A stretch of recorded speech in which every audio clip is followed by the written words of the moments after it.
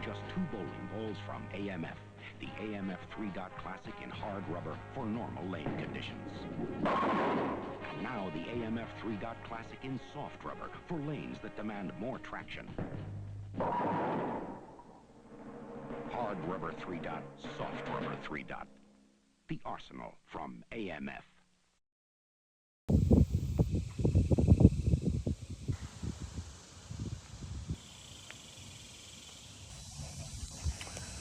Well, good morning, bowling world.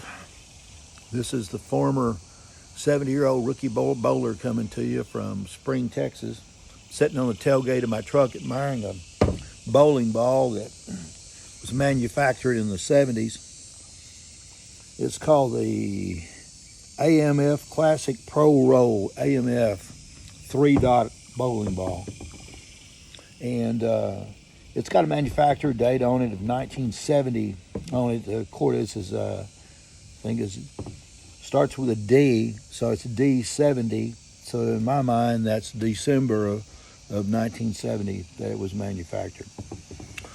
Caught a little flack from my old bowling ball, Mr. Ed, which was a U2 ball, which is looked like I thought it was in the 70s too, because it had a 70 on the stamp, but it looked like Mr. Ed come along in the 90s, and so actually it was the 80s. A fellow that took an exception with it said it was a 90s because he had bowled with it when he was a kid.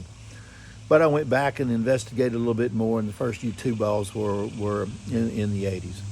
But this one, by golly, I think I'm pretty well right on it. They got a video to prove it. Anyway, I enjoy going to the Goodwill and finding these bowling balls. Now, there's a bag right down there that is come from the Goodwill with bowling balls in it, and the bag was really good, and I've confiscated the bag to put some of my other balls that I like to bowl with regularly.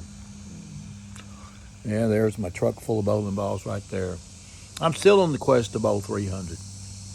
I got to 290, and not highway 290, but actually 290 once. Bowled 276, 250, so I still haven't made it to 300. I flirted with a 200 average, which that was my goal, and I had it for a period of 30 games, or actually it was right at 30 days. But then I hit a slump because I tried to change my approach and change some of my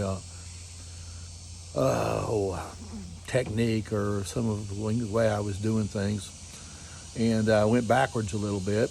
But I wanted to increase my speed, and by doing that I had to increase the speed of my legs and some things. So when I tweaked those motions, then some of my accuracy dropped off. But I think once I get that down, and with the increased speed, I'm going to be a one-striking machine. So anyway, here we are in Spring, Texas, not bowling today. Well, not yet anyway. I hope to go a little bit later and see if I can't get that magical 300 that keeps running away from me.